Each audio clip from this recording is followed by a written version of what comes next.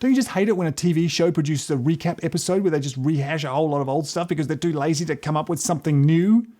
So cheap. But it does remind me of our first ever vlog.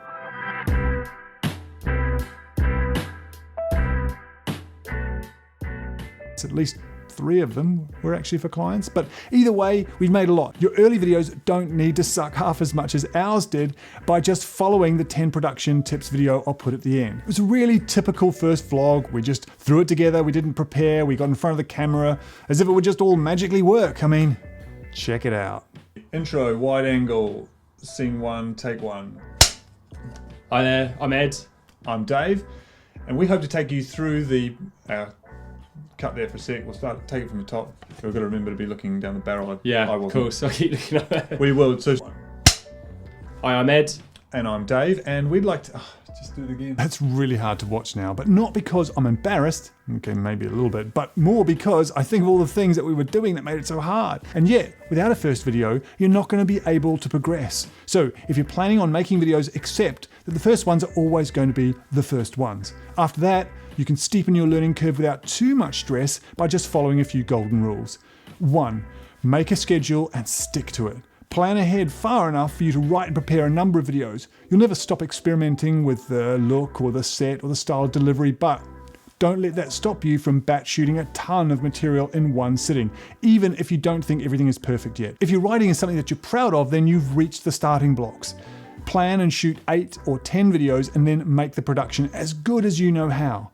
There's a truckload of content on our channel, and heaven forbid, even on others, use that knowledge to jumpstart yourself further up the production ladder than we did. And keep going. Whether it's once every week or once a month, make it happen consistently. Number 2, take creative risks. Nothing is more compelling than a small creator doing things that are well outside their comfort zone. I'm not going to suggest you do it every day because I think that's just something that sounds nice during a motivational speech, but it's pretty impractical. But by doing new things fairly regularly and seeing what works and doesn't, you'll grow creatively and you'll surprise yourself. The journey has to be interesting for you, otherwise why are you doing it? I saw this happen recently with a production I wrote and directed that involved working with children and animals, the 2 things that every professional jokes about never working with. There were plenty of other reasons in my head to not do it, but really when I looked at it, they were all based on the fear of stuffing it up. And actually that fear is exactly what you need, driving you to pull off anything innovative. Get scared and keep going anyway.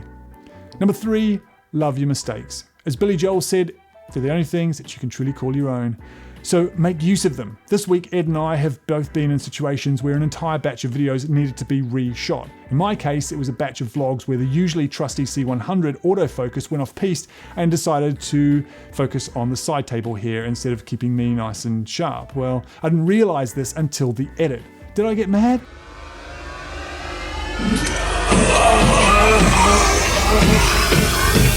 Maybe a little. But then I found a solution that's web-based and it allows me to control my C100 from the iPad Pro, and I can monitor the focus when filming by myself and even set it to be locked remotely.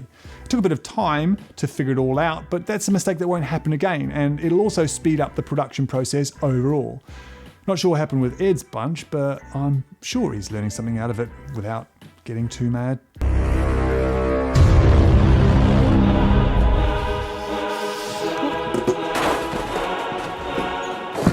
So make a schedule, take creative risks, and love your mistakes. That's what we've learned from over 7,000 videos. If that helps at all, then smash that like button and subscribe to learn about production, but also about the mechanics of growing your channel as we grow and experiment with our channel. We hope to help you grow yours. Why not join us and check out this video I mentioned earlier for our top production tips.